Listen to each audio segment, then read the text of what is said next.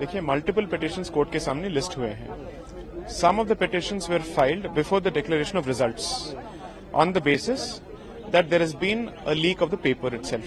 तो उसके बेसिस पे कुछ पिटिशंस लिस्ट हुए थे.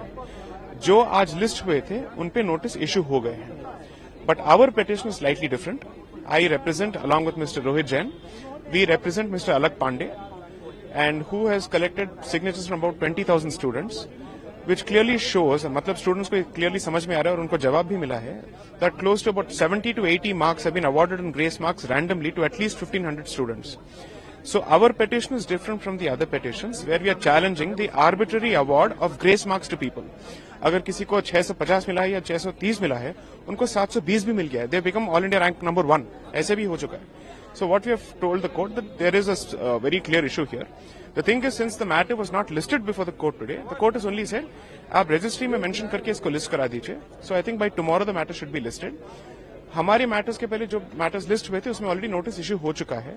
So the court has indicated that our matter will also be taken up with the other matters and उसमें भी notice issue हो जाना चाहिए.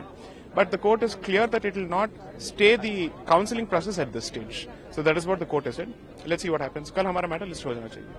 Thank you. बच्चे सब आ गए ना? हाँ वही स्टूडेंट.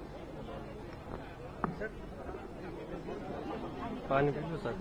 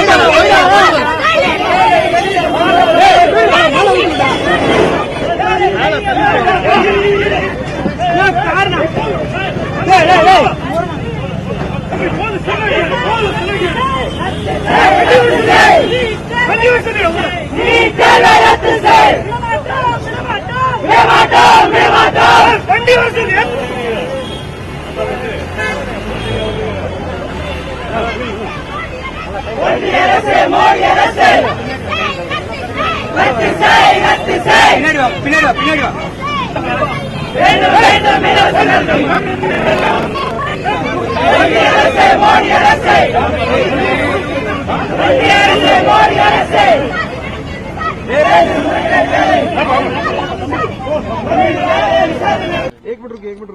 यहाँ फिजिक्स एक कैमरा थोड़ी है. लाइव फ्लेम है. अभी आज एक मुद्दा पहले से यहाँ पे था. वो मुद्दा 1 जून का था, जो कि नीट के रिजल्ट के पहले ही यहाँ पे मुद्दा पीआईएल था. वो भी नीट के रिजल्ट के पहले का एक पीआईएल यहाँ पे था 1 जून का. और उसके अंदर कोर्ट ने बोला है कि sanctity of the exam is compromised. और उसके अंदर उन्होंने ये बोला है. तो पर ये जो मुद्दा 1 जून का था, ये सिर्फ पेपर लीक का था, क्योंकि रिजल्ट आए नहीं थे. तो इसके अंदर ग्रेस मार्क्स की बात नहीं हुई इस मुद्दे के अंदर. 1 जून को कुछ बच्चों ने जो पीआईएल कर रखी है, ये अराउंड थी पेपर लीक के. बच्चों ने की है, राइट सर. तो पेपर लीक की थी. तो उस पर जो अंदर बोला गया, कोर्ट नंबर 12 में केस था, तो वहां पे बोला गया कि sanctity of exam is compromised, कि एग्जाम की जो पूजनीय स्थिति है उसमें कहीं ना कहीं कुछ इश्यूज हो सकते हैं. और एनटीए से इसके लिए एक ऑफिशियल जवाब मांगा है और बोला है कि 8 जुलाई को आगे इसको देखेंगे. हमारा मुद्दा अभी हमारा जो इश्यू है वो अभी कल हमारा जो इश्यू है वो कल लिस्ट होगा. मेंशनिंग के लिए आज हम लोग ने किया है, तो कल लिस्ट होगा. और देखते हैं. अभी जो करंट है इसके अंदर इससे पेपर लीक का मुद्दा था. ये एग्जाम के रिजल्ट के पहले लिस्ट हो गया था, तो इसलिए अब जाके उस पर आज पहली हियरिंग थी. तो 1 जून को ही आ गया था, जबकि रिजल्ट आपके 5 तारीख को आए हैं. तो ये पहले से 4 तारीख को आए. तो 1 जून को इसको लिस्ट कर दिया था. इस पर अभी सुनवाई, पर इसमें सिर्फ पेपर लीक की बात हुई है. अभी ग्रेस नंबर की कोई बात नहीं है. हमने जो पीआईएल फाइल की है उसमें हमने ग्रेस नंबर की बात की है, पेपर लीक की, दोनों चीजों की बात की है. तो खैर इसी मुद्दे पे अभी ऑनरेबल सुप्रीम कोर्ट को लगता है sanctity of the exam is compromised and they have asked NTA to reply. Yes.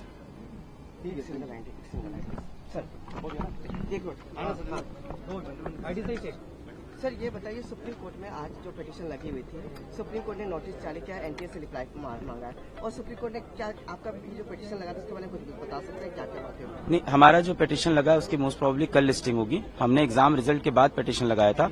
आज जिस पे बात हुई है वो पिटीशन पहले से लगा हुआ था, वो एग्जाम रिजल्ट से पहले 1 जून से लगा हुआ था, तो उस पे आज हियरिंग हुई है। हमने एग्जाम रिजल्ट के बाद किया है। ये जो आज मुद्दा जो लिस्ट हुआ है, जिसपे आज बात हुई है, वो एग्जाम रिजल्ट का पहले का है। उसमें सिर्फ पेपर लीक की बात हुई थी, क्योंकि पेपर लीक तो सबको पहले से पता था हुआ एग्जाम रिजल्ट के। एग्जाम रिजल्ट आया तो पता चला और भी प्रॉब्लम है कि ग्रेस नंबर दिया है, डिस्पेरेंसीज हैं, ट्रांसपेरेंसी की प्रॉब्लम है। वो मुद्दा जो है वो हम कल लिस्ट होगा हमारा। तो क्या उम्मीद है सुप्रीम कोर्ट से? आज तो सुप्रीम कोर्ट ने कोई राहत नहीं दिया, काउंसलिंग कंटिन्यू। बिल्कुल नहीं, बिल्कुल राहत, इस चीज में कोई राहत नहीं। उन्होंने बोला नहीं, हम काउंसलिंग को होल्ड पे नहीं डालेंगे, पर एनटीए से जवाब मांगा है। उन्होंने जो ये बोला है सेंटिटी of the exam is compromised, ये दिखा रहा है कि हाँ कहीं ना कहीं एग्जाम की जो पूजनीय स्थिति थी उसमें कोई कॉम्प्रोमाइजेशन हुआ है, और एनटीए से एक ऑफिशियल जवाब मांगा है। पर ये मुद्दा सिर्फ पेपर लीक के बारे में था। हमारा जो मुद्दा है वो पूरा ग्रेस नंबर के अराउंड, ट्रांसपेरेंसी के अराउंड और पेपर लीक दोनों के अराउंड है। तो वो मुद्दा कल आएगा, तो I think honourable supreme court को हम लोग और चीजें प्रेजेंट करेंगे जो अभी शायद हाईलाइट नहीं हुई है। So can you tell me in English what is in your prayer that is going to be listed tomorrow and what happened today? Okay, so today I was in court number 12. There was this hearing of case number 25 related to this NTA thing, and this case was particularly listed before the results. So here the students were demanding justification on the grounds of the paper leak only, nothing about the grace marks or anything, because it was listed on 1st June. So it was before results. Our PIL is listed. Will be listed tomorrow, sorry. It's regarding the paper leak as well as the exam results, the grace marks, the transparencies of NTA and everything else. So that will come tomorrow. For this particular listing, which has been done pre-results and around paper leak today, the Honorable Supreme Court has said that the sanctity of the exam is compromised. Sanctity of exam is compromised. That means the somewhere they also feel that there has been some kind of issues in the examination, and I asked NTA to answer around this before 8 July, but they haven't given any relief around the counselling. They said that, no, we are not putting counselling on hold. Let's see, we will be listing tomorrow. Let's see. हमारे साथ अलग पांडे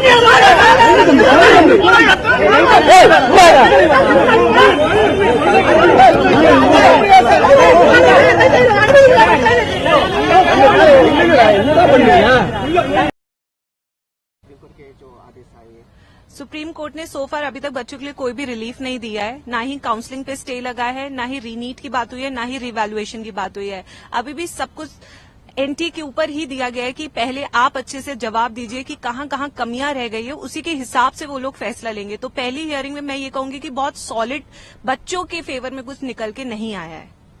तो अभी आपका हमारा next step ये है कि व्हाट एनटीए विल रिप्लाई। अगर एनटीए ने जो अपनी कमेटी बोली है 4 मेंबर्स की, अगर वो सिर्फ कहते हैं कि सिर्फ 1600 बच्चों के लिए है, then we will take another action. अगर उन्होंने कहा नहीं 1600 बच्चों के अलावा भी बहुत सारे बच्चे अफेक्ट हुए हैं, तो फिर उस केस में आई थिंक वो हमारी विन विन सिचुएशन होगी, क्योंकि बहुत सारे बच्चों के साथ बहुत सारी चीजों में अन्याय हुआ है इस साल।